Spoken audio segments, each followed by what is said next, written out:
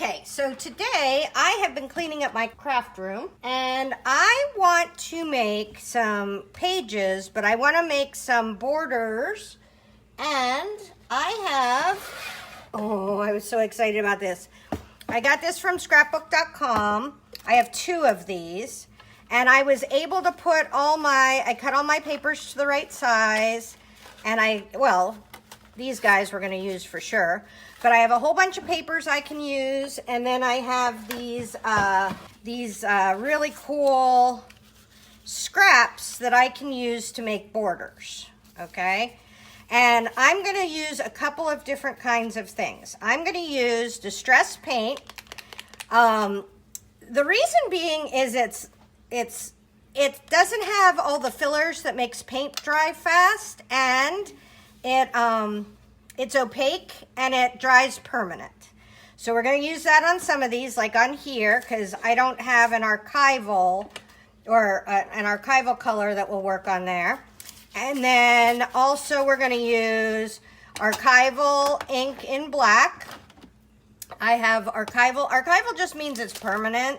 Don't get freaked out about that. It just means permanent. And then I have these Tim Holtz colors in archival ink, and we're going to use these Art by Marlene Essentials, and they are stamps. So you use whatever stamps you have, right? You don't necessarily have to get these. I get these at Joggles. I will for sure put a link to them. I don't know. Art by Marlene seems to be taking off, and that's awesome, and her style isn't necessarily my style, so I've seen a bunch of people promoting her and doing all kinds of things, and I was like, oh, okay, good for her, glad she's doing well. And then I saw these and I was like, well, I must have the Art by Marlene's. So that's what I'm going to do today. So I'm going to start with a big one. I'm going to start with this one, and I'm going to make at least 2 on here. I need my stamping block. Here's a stamping block. And the cool thing about today is clean up on this and the paint, because the distress paint is water cleanup paint. So I'm going to try to clean my stamp block so it actually works like a stamp block and sticks. I think part of it is just I have so much glue and stuff on here. I don't know if stamp block makers know about mixed media people. Okay, do we have a longer, fatter one? There's a pretty good one. I don't know. I think I want to really give this one a try. So let's cut this in half. Okay, and let's find the flat side. Oh, it's stuck. Yeah, yes. Okay. And then we have to get archival. Archival black seems to condition stamps. It just, I don't know, it just conditions red stamps good. So I wouldn't do any other stamping before I tried with an archival black. And I am going to make this one this way. I'm going to go right over the edge. You know what? Let's be smart about this. We are not going to try to use a special fancy piece of paper, but let's not stamp everything on my We Are Memory Keepers glass mat, right? Let's have a little concept of dignity and decorum here. Okay, so we're going to do this. Nice. I'm going to do one more. There you go. Okay, so for me, what I will probably do with this as a border is I will probably cut this into 2 pieces and use it around. You'll see me using these another time because this is a multi-project for me today. All right, so now we're going to do this one, but I'm going to do it straight up and down. I think maybe I can get 3 in if I do straight up and down, and I'm just kind of trying to get, well, I think I didn't push hard enough the last time. I think you have to give it a little bit of effort. Okay. All right, there we go. Okay, so that is going to be a cool border for my mixed media. Let's see what other stamps we have. Okay, do I have another big one I want to use? I don't want flowers. Okay, so this is the only other big one, really. so let's try this one. Non-oogie side.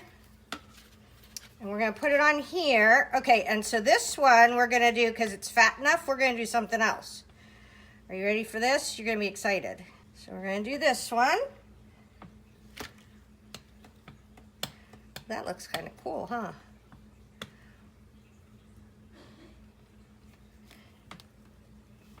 Gonna do this. As you stamp with stamps more, they'll do better, because right now it's just trying to manage itself because it's new, right? Okay, yay. And then what I'm gonna do is I'm gonna cut this right up the middle of those, because I want these to go along here. Let me show you. Let me show you what I'm thinking. Where's my book? Oh, it's under everything. We're gonna have to look at this book. Okay. Okay. I'm terrible at borders. Okay, so this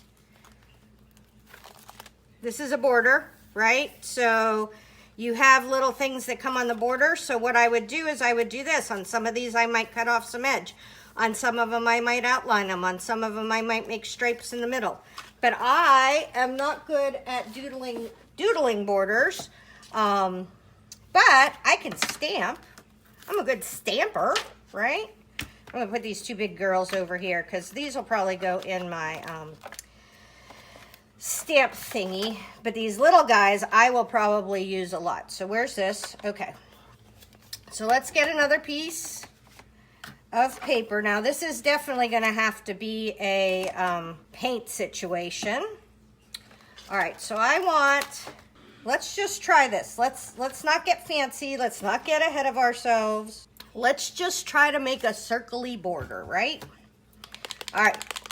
These distress stamps these distress paints have, okay, so I'm going to be using distress paint. This is Picket Fence, which is the white. Now this paint is made by Tim Holtz, so it is water reactive. That being said, I don't want a ton of water in this, but I do want enough that I can get that to move a little bit and get on my stamp. Okay, let's get it all around. And then we're gonna press in the middle. And I'm not gonna push down hard on this one, or I will get, oh, this must have some sort of reactive property underneath it. That's okay. This isn't the paint that's doing this, it's whatever underneath on this card. But that's okay. I'm fine with that. Okay, so we're gonna put this one to the side. And now I have to clean this one because it's got that brown stuff on it. Now you can clean it with just water, but you wanna make sure you get these stamps clean or the paint will fill up the stuff of, you know, the holes in the stamp. Stamp holes. Okay, so we used that one. I thought that was delightful. Let's find another piece. Okay, here's one. That's a good one. Okay, so let's go with the theme that we have going with this one. Let's go with, this is Mermaid Lagoon. Okay, this is gonna save me some doodling time. Okay, so since this is kind of a skinnier piece, I want the stripies to go up and down. So I'm gonna do this. Stripies up and down. How cool is that? And I'm just making myself a little border that I can go ahead and doodle on. I can cut these up and not have to spend my time doodling borders. I can just use these circly bits. Oh my gosh. Okay, so now, wait a minute. Say you want to get all fancy pants. You could use this little baby one. You ready for this? Put it right there in the middle. Oh, I pushed too hard. You can't push hard on the baby ones. Well, I guess it looks sort of like that. That one went over a dot. There you go. Now I will be doodling around those with my white pen, And that is amazing. That made my life so much easier. I will not sing you the So Much Easier song. My family is horrified when I sing to you. It makes them feel like I'm a nut job. Okay, so on this one, you know what we could do? You want to do something super fun? We could take, and these are two different sets. Let's do this one. Okay, let's do that one, but let's put him in the middle. We could do this. Let's see what color we want to stamp. I could do green, but I'm going back to blue. I like that Mermaid Lagoon blue. And I use a lot of blue and teal in my artwork, so this will be a good thing to have. So I'm putting these three together. I'm going to go right in the middle-ish. I'm going to push down. Yay, me! And I'm going to cut this in half. Now that I see that though, I want to do another one. I'll do it in a different color. I'll do it in black. But I want to see, I was kind of being delicate and not putting them close together, but I think I want these guys bumped, bump, bump, bump, right up together. Okay, all right.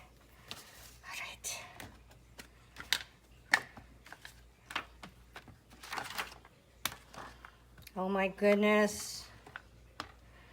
I love when I get something and I was buying it for a certain reason. You know how you buy something for a certain reason and then you get it and it doesn't work at all the way you thought it would? And then you get it and it works exactly the way you hoped it would? All right.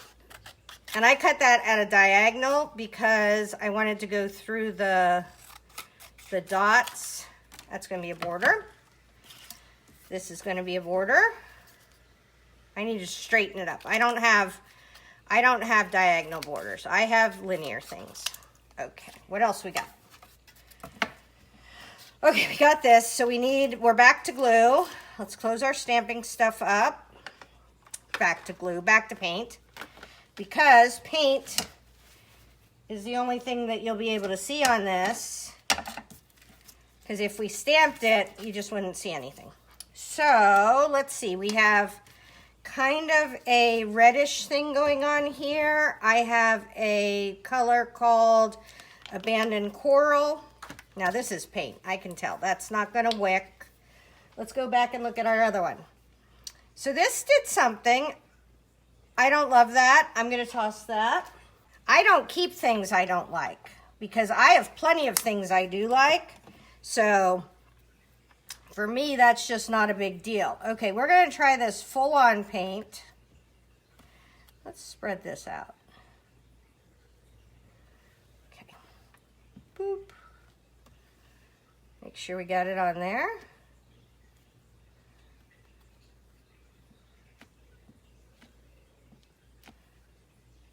Let's see.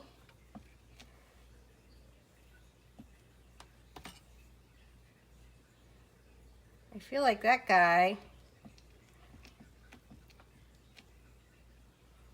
All right, we're going to try it. You ready?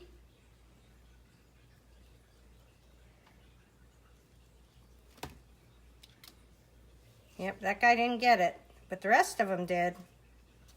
All right, let's see if we can, well, I think we're stuck with that. I don't know. I don't know if I love that. I am not going to use the paint today because I'm feeling like there might be a step in a process that I didn't get, because it was my understanding that you could use paint to stamp. Oh, darn it. Doy. Okay, hold on. I watched a lady do that, but Tim Holtz, the master, did this, and he did it a different way. We're going to try it his way. You ready? Let's put a little bit more down.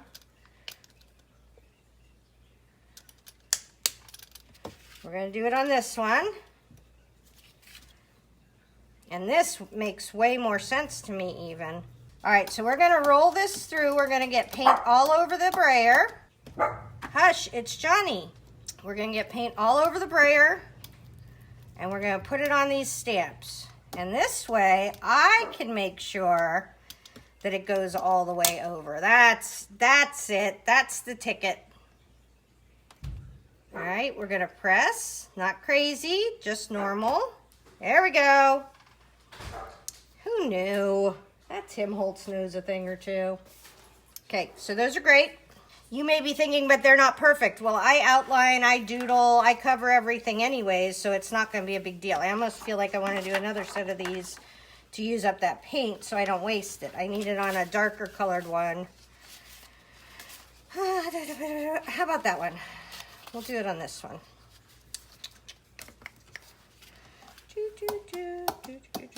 And see how long this paint is staying open? Open meaning you can work with it and it's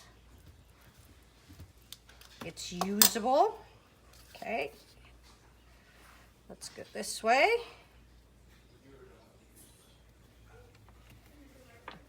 Okay. Okay. Pretty. Now, see, when I outline that and I put white around it, you'll be able to see it better. So never fear. That is really cool. All right. I am going to clean this off. And the cool thing about cleaning up distress as opposed to cleaning up acrylic is it is water.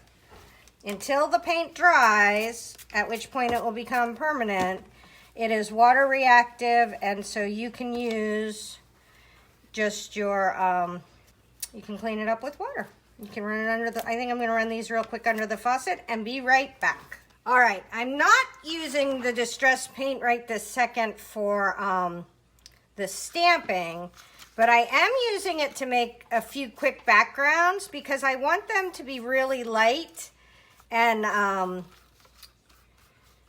just have a little color behind them. And I'm using, I should move everything, but I don't. I don't move everything. But so the cool thing about being able to make a quick background with this distress is it reacts with water. So I can move this paint over here where I had a lighter green color. The lighter green color was, boop, boop, boop. I don't know. Oh, was, I have forest moss and the lighter green color was peeled paint.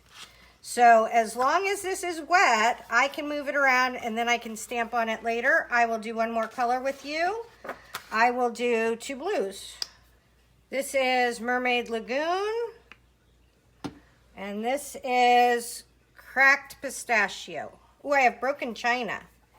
I bet you that would be closer in color to the blue.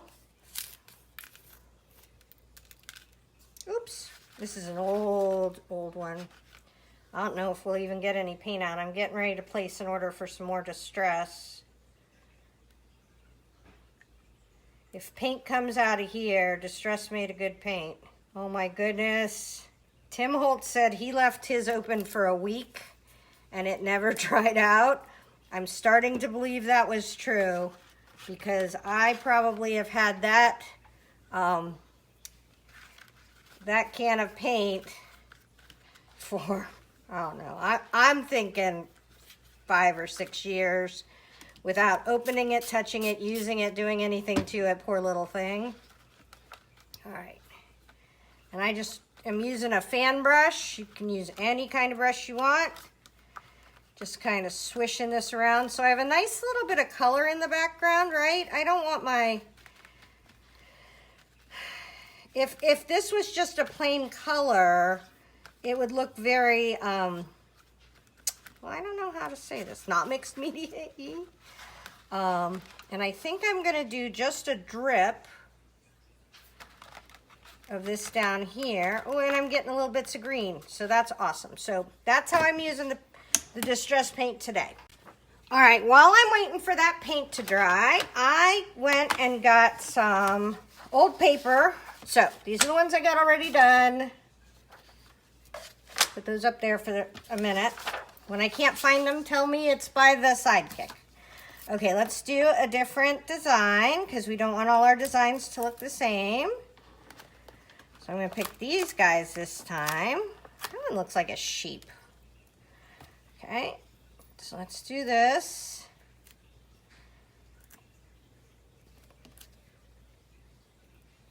Okay, boop, boop, boop. Okay, and we're going on to here, so let's see what color we can do. I'm just having too much fun with this. Okay, I'm gonna do pink. I never do pink. Look that Marlene, she loves color. Maybe she's rubbing off on me. Okay, let's do it this way. This ought to be nice and juicy. I never use it. Okay. All right, and I want to get it in a place where we can see it real well, because this is kind of a lightish color.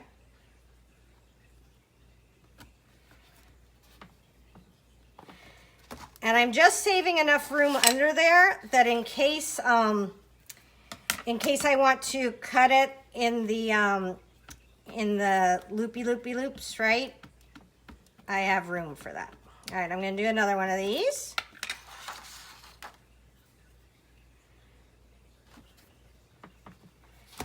There we go.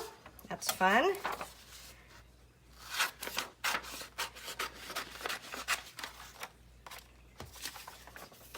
Up by the sidekick. So when I can't find them, they're up by the sidekick. Okay, let's do this in another color. I have like this weird, creepy News Varsity Club from 1956. Anytime I'm at a thrift store and I can find any old papers, or if I'm at an estate sale, let's do red, because I hate red, but people like to have red. I'm going to try to embrace red a little bit more going forward.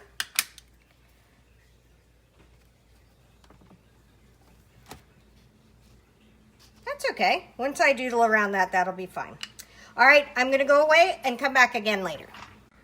Okay, so I wanted to show you, I divided my kinds of borders into three things: on the yellow paper, on the old book pages, on the green, on the pink, on the blue, and on the fancy blue. And I wanted to show you real quick, there's my thing that I'm going to be putting them in. I got from scrapbook.com that has all the stand-up things. And one of the reasons why I felt comfortable to do this is that I wouldn't just lose them somewhere. I can keep them where I can just grab them for an edge. So hopefully that helps. Tara Jacobson, Artsy Fartsy Life.